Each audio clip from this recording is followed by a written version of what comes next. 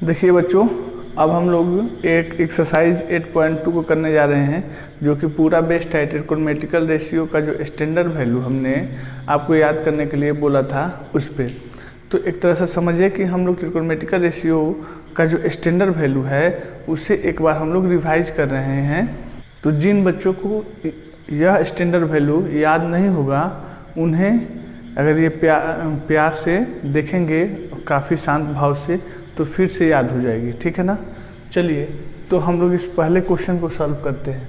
पहला क्वेश्चन बोला जा रहा है हमें, इवेलुएट द फॉलोइंग। ये जो एक्सप्रेशन दे रखा है इसका वैल्यू मुझे बताना है, ठीक है।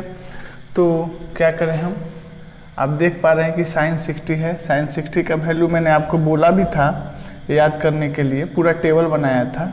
तो वहाँ से आप देख पाओगे कि साइन 60 का वैल्यू √3/2 होता है, ठीक है। इनटू कॉस 30 का भी वैल्यू कितना होता है, √3/2 होता है। अगला देखें, प्लस साइन 30 का वैल्यू कितना होता है, 1/2 इंटू कॉस 60, और कॉस 60 का वैल्यू कितना होता है, 1/2। तो पूरा बेस्ड है स्टैंडर्ड वैल्यू पे।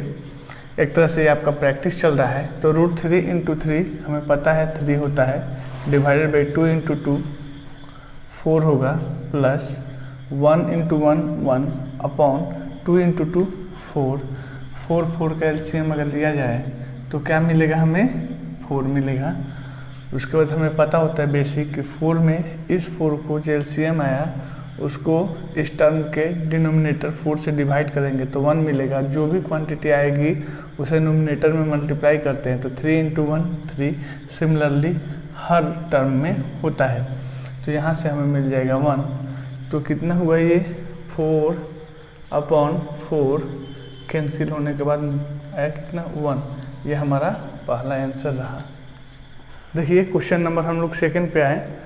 उसमें पहला क्या टर्म है, 2 इंटू 1045। 1045 का वैल्यू 1 होता है, उसका स्क्वायर है, तो हमने इसे क्या लिखा, square, plus cos square 30 degree. तो कॉस 30 का वैल्यू कितना होता है, √3/2। इसका क्या कर देना है हमें, स्क्वायर, माइनस साइन 60। साइन 60 का वैल्यू कितना होता है बच्चों, √3/2। इसका फिर क्या हो जाएगा, स्क्वायर, ठीक है। तो ये जो टर्म है वही इक्वल टर्म यहाँ भी है, तो दोनों एक दूसरे को कैंसिल कर देंगे। क्या मेरे पास आया, 2 इंटू 1 स्क्वायर 1, तो 2 इंटू 1 कितना हुआ, 2। तो ये मेरा सेकंड आंसर रहा। अब देखते हैं क्वेश्चन नंबर 3।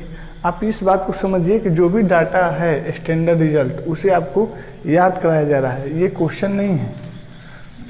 कॉस 45 डिग्री, आपको पता है कॉस 45 का वैल्यू 1/√2 होता है, अपॉन सेक 30 डिग्री। तो हमें पहले पता होना चाहिए कॉस 30 का। तो कॉस 30 का वैल्यू कितना होता है, √3/2। तो उसका रिवर्स कर दो, क्योंकि सेक कॉस का उल्टा होता है, रिवर्स होता है सेक। तो हमें पता है कि कॉस 30 का वैल्यू कितना होता है, √3/2। तो इसका रिवर्स कर दूँ तो क्या हो जाएगा, 2 ऊपर चल जाएगा, √3 नीचे आ जाएगा, तो 2/√3 प्लस कॉसेक 30 डिग्री। तो हम देखते हैं साइन 30 का वैल्यू कितना होता है, साइन 30, और साइन 30 का रिवर्स होता है कॉसेक। तो अगर इसका वैल्यू मुझे पता है 1/2, तो इसके वैल्यू को भी रिवर्स कर देंगे तो कॉसेक 30 का वैल्यू आ जाएगा। तो कितना होगा, 2/1। आगे चलते हैं, तो 1/√2 अपॉन एलसीएम कितना आ जाएगा मेरा, √3। 1 इंटू 1 और √3 का एलसीएम √3 हो जाएगा। तो यहाँ से हमें मिलेगा 2, प्लस यहाँ से क्या मिला, √3 में 1 से डिवाइड किया तो √3, फिर इससे मल्टीप्लाई करेंगे तो 2 इंटू √3 2√3। सॉल्व करते हैं, 1/√2 ये नोमिनेटर में गया, √3/2 प्लस 2√3।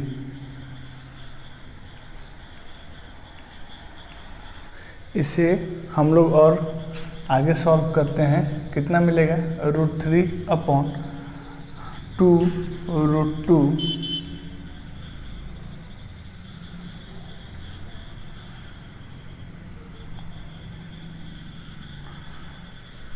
2√2 प्लस √3 से करेंगे तो इरेशनल नंबर जो है √3 और √2 उसमें मल्टीप्लाई हो जाएगा।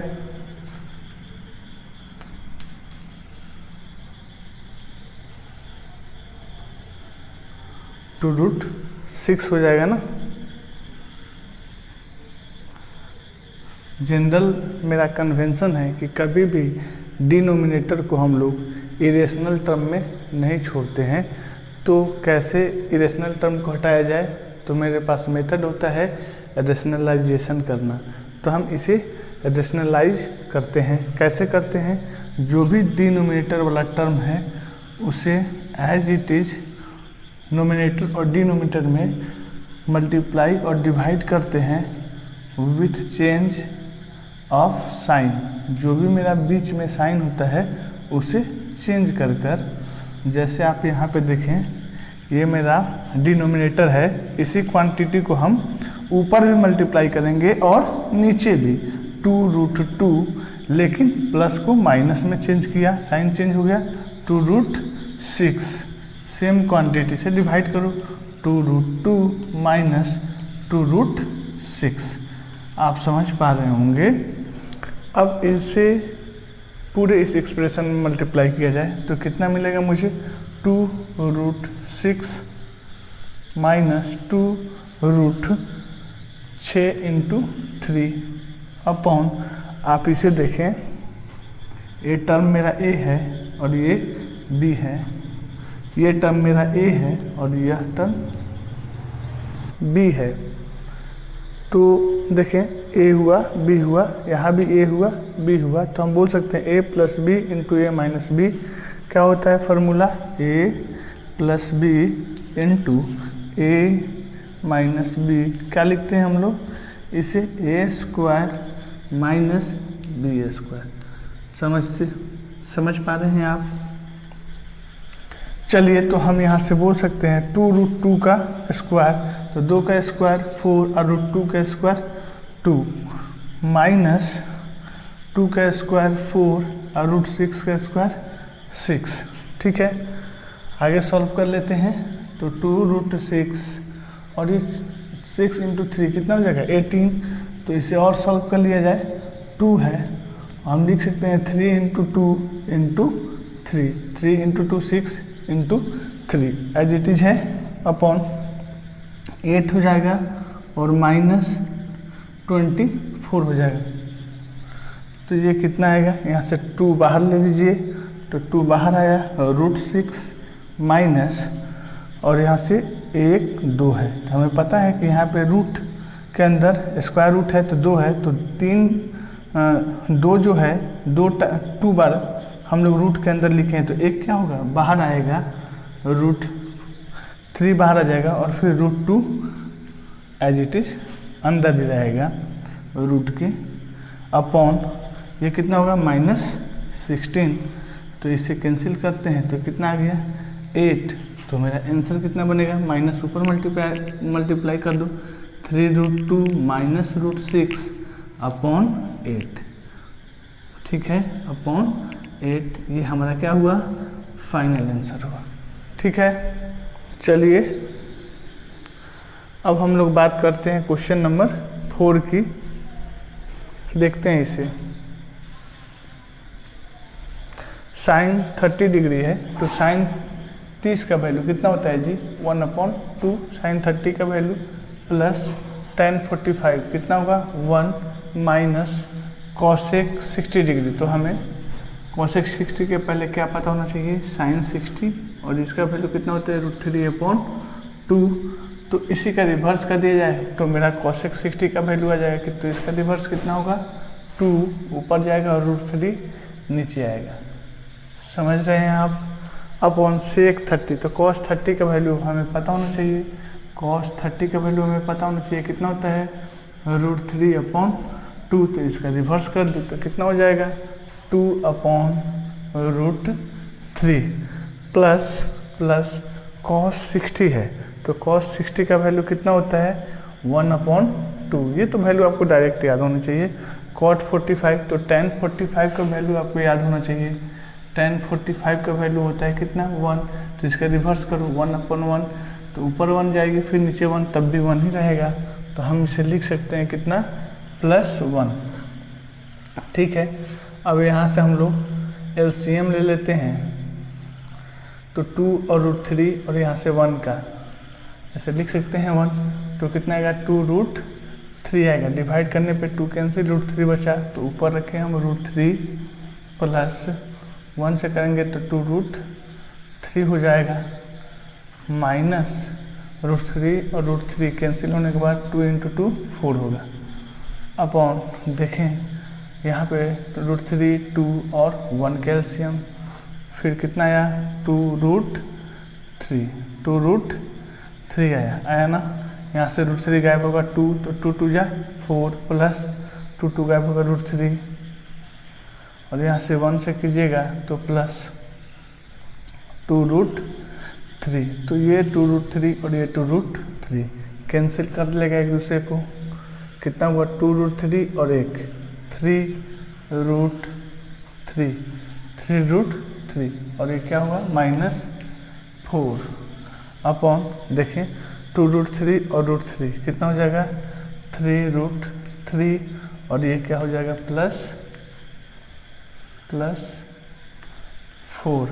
फिर वही कंसेप्ट कि डिनोमिनेटर में हम लोग कभी भी इरेशनल के टर्म में नहीं छोड़ते हैं, तो इसे रेशनलाइज कर लेते हैं।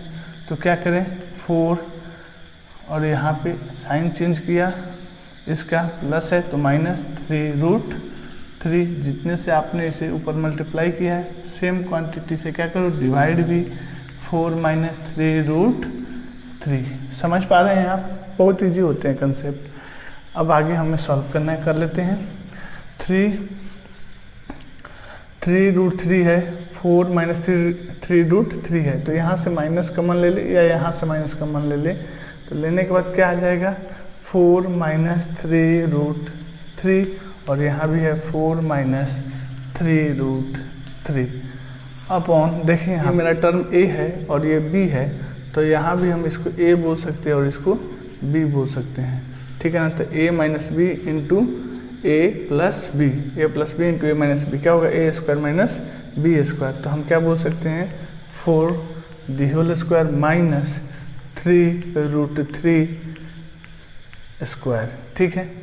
अब आगे इसे सॉल्व कर लेते हैं जी, ध्यान से देखिए आप सभी, कितना होगा -4 - 3√3 का स्क्वायर कर सकते हैं क्योंकि 1 टाइम्स अगेन फिर आया है 1 टाइम्स, तो क्या होता है पावर 8 हो जाती है, तो 4 - 3√3 और इसका पावर 1 है और इसका पावर 1 है, तो जुड़ जाएगा, तो कितना हो जाएगा 1 + 1 2 अपॉन 4² कितना होगा 16 - 3² 9 और √3 का स्क्वायर कितना हो जाएगा, √3 का स्क्वायर कितना हो जाएगा जी 3, ठीक है ना।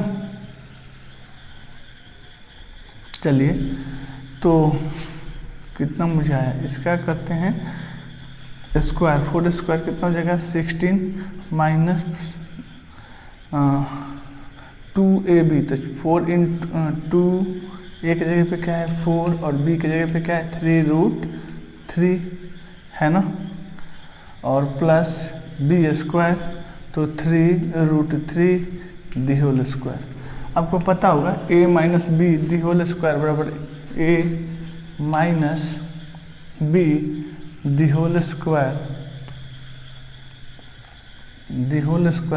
अगर निकालना हो तो कैसे बोल सकते हैं, ये फॉर्मूला है a² - 2ab + b², इजी है, उसी पे मैंने इसे एक्सपेंड किया है। तो ये मेरा 16 - 9 × 3 कितना हो जाएगा 27 होगा ना।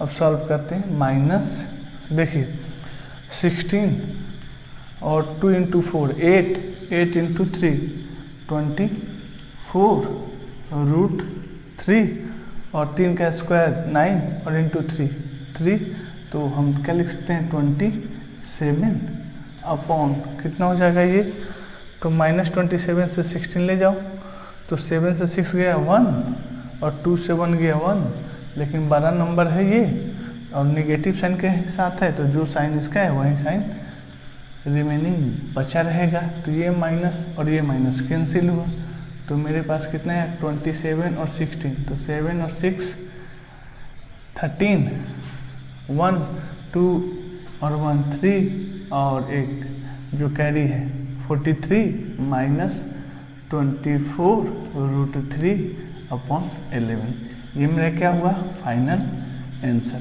तो आप देख रहे हैं इन सारे क्वेश्चन के माध्यम से हम आपको जो स्टैंडर्ड ट्रिग्नोमेट्रिकल रेशियो है उसके वैल्यू को याद कराने की कोशिश कर रहे हैं, और इस क्वेश्चन के माध्यम से हम ये आपको भी बताने की कोशिश कर रहे हैं कि कैलकुलेशन कैसे किया जाता है।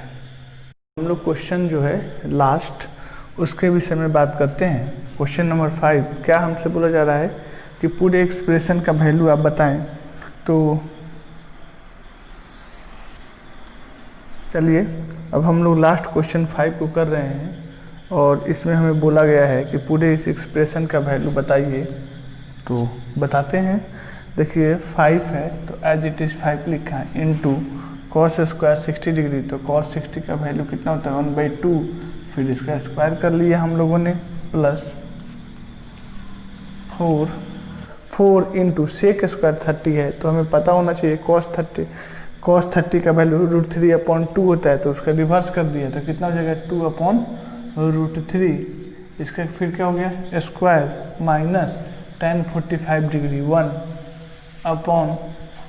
sin 30 सबको याद होगा 1/2 the whole square, plus cos 30 सबको याद होगा √3/2 दी होल स्क्वायर। ठीक है, देखें यहाँ से 5 1 स्क्वायर कितना होगा 1 ही, और 2 स्क्वायर 4, तो 1/4 हो जाएगा, तो 5/4 लिख सकते हैं, प्लस ये हुआ 4, 2 का स्क्वायर भी कितना होगा 4, तो 4 4 जा 16/√3 का स्क्वायर 3 माइनस 1/, क्या यहाँ से बोल सकते हैं जी 1/4 प्लस √3 स्क्वायर 3 2 स्क्वायर 4। आगे सॉल्व कीजिए इसे, तो 4 और 3 का एलसीएम 12 मैंने लिया, तो 12 में 4 से डिवाइड करोगे 3 और फिर से मल्टीप्लाई करो तो 15, प्लस 12 में 3 से डिवाइड करो तो 4, और फिर 16 में 6 × 4 64, माइनस ये क्या है 1 है, तो 12 में 1 से डिवाइड किया तो 1 ही, तो -12 आ जाएगा, अपॉन यहाँ एलसीएम क्या हो जाएगा फिर 4, तो 1 + 3। चलिए आगे बताइए आप, ये 15 से 12 को जो भी है उसे क्या करो सब्सट्रैक्ट करो, कितना बचेगा 3, तो 64 और 3 कितना हो जाएगा 64 3 67/12, और ये 4 ऊपर जाएगा और नीचे 3 + 1 4, तो ये कैंसिल हो गया, तो आंसर कितना मेरा आया 67/12। ठीक है, इजी है कैलकुलेशन, सिर्फ आपके प्रैक्टिस के लिए सारे क्वेश्चन को मैं करा रहा हूँ।